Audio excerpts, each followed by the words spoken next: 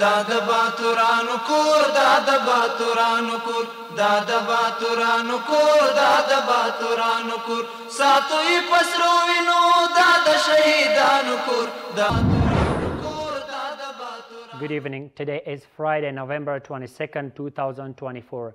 I'm Suleiman Talash and you are watching RTA News.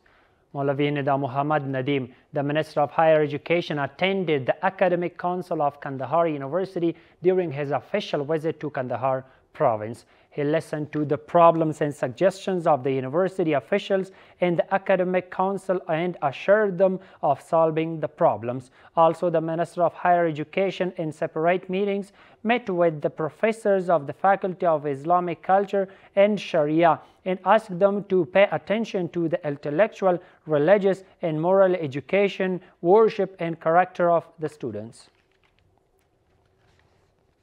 Kabul Governor Mullah Aminullah Obaid met with several creative youth of technical and vocational education and their teachers at the provincial headquarters. At the beginning of the meeting, these creative youth informed the governor of Kabul about the devices they had made and asked for cooperation of the Islamic Emirate in this regard. Mr. Obaid welcomed them and praised the devices they have made and made some important recommendations in this regard. He added that the Islamic Emirate fully supports those youth who make inventions and devices in technical fields. The Ministry of Finance says that for the first time, the process of licenses, audit bodies, and vocational training institutions in the country has begun. The ministry added that by gathering standard licenses to audit bodies, administrative affairs will become more professional. National revenue evasion will be prevented. The revenues of Emirate and private companies will increase. Complete transparency will be established in financial and tax processes, and companies will be further strengthened in the field of system building. Sardar Ahmad Shakib, ambassador of the Islamic Emirate to Islamabad, met with Emal Wali Khan, Senate member of Pakistan. The two sides discussed bilateral relations, trade, and the opening of the Torkham border crossing and other gates between Afghanistan and Pakistan to solve the problems of the people on the both sides. The Chamber of Commerce and Investment says that in the past 3 years, dozens of Russian and Chinese companies, as well as joint companies with Afghans, have invested in various sectors in Afghanistan. Economic experts consider foreign investment to be effective in economic growth, infrastructure development, and poverty reduction. We have more details in this report. Officials of the Chamber of Commerce and Investment say that the level of investment by foreign companies and investors in Afghanistan has increased in the past 3 years. According to these officials, dozens of Russian, Chinese, and other foreign investors have invested in Afghanistan together with Afghans. Practically dozens of companies have already received operating licenses from the Ministry of Industry and Commerce, which are either independent licenses or joint licenses, which have been made between Afghans and Russians or Afghans and Chinese. Many promises have been made in this regard, and Russia have practically invested in oil and other mines in the north of the country. According to economic experts, foreign investment in Afghanistan is considered effective in economic growth, infrastructure development, job creation, and poverty reduction. Attracting foreign investors, governments, and traders to invest in Afghanistan can lead to the country's economic self-sufficiency in a very short time. As you can see, the United Arab Emirates, where up to 50% of foreign investors have invested there and have put it on its feet in every section. This is why the Islamic Emirate has always said that overall security has been ensured in Afghanistan and has called on domestic and foreign investors to invest in various sectors. A meeting was held with the officials of the Association of Tourism Companies under the chairmanship of Maulavi Qudratullah Jamal, Deputy Minister of Tourism, Finance and Administrative Affairs of the Ministry of Information and Culture, to create facilities and coordination. During the meeting, the officials of the association shared their problems and suggestions with the officials. Similarly, Mr. Jamal said that they want to develop the tourism industry throughout the country, standardize and digitalize this industry, and create facilities for tourism companies. He added that tourism companies can play an important role in attracting foreign tourists.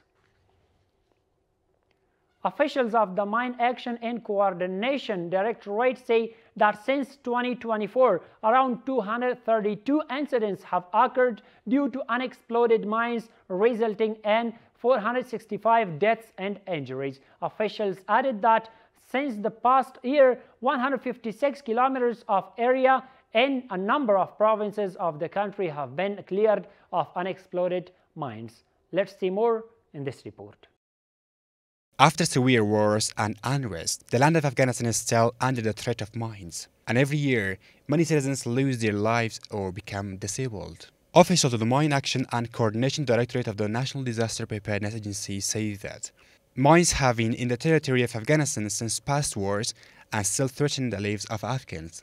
Since the beginning of 2024, there have been 232 incidents across Afghanistan, with a total of 465 casualties over the past year. Approximately 146 square kilometers of land in 26 provinces across the country have been cleared of mines and unexploded ordnance.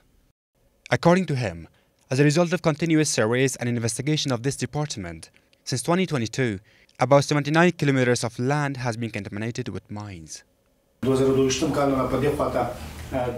Since 2022, approximately 65 square kilometers of land have been surveyed, and there are still handmade unexploded ordnance in this area. We have more such areas registered in our database.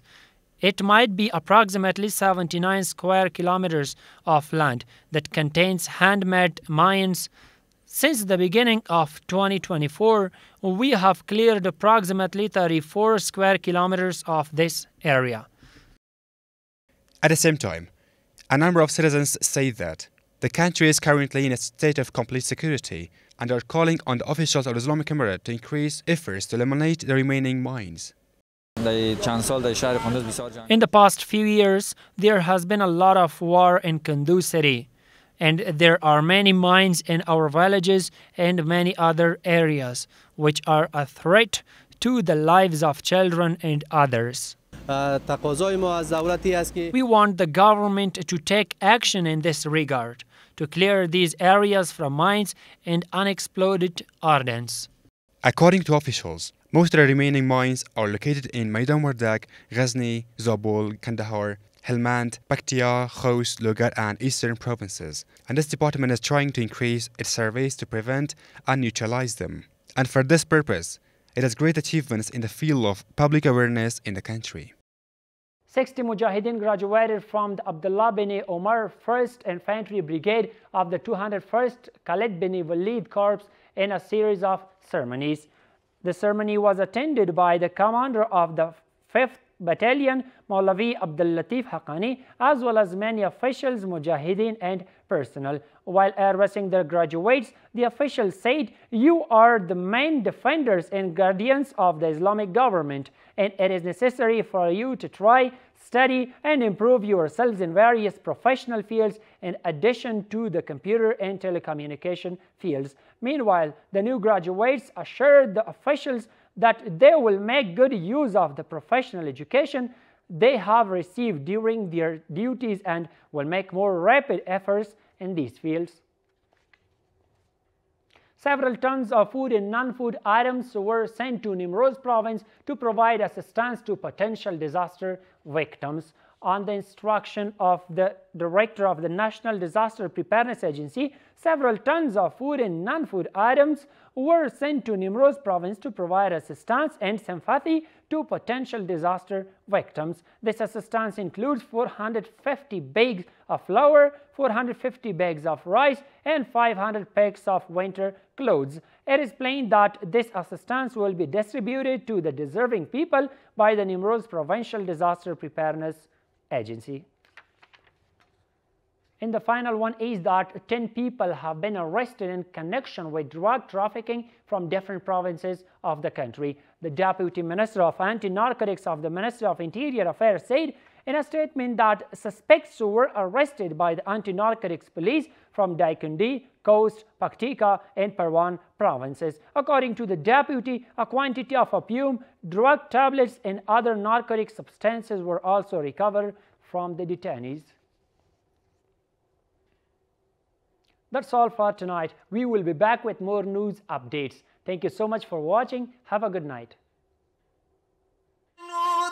شهیدانو کور دا د باتورانو کور دا د باتورانو کور دا د باتورانو کور دا د باتورانو کور ساتوي پسرو وینو دا د شهیدانو کور دا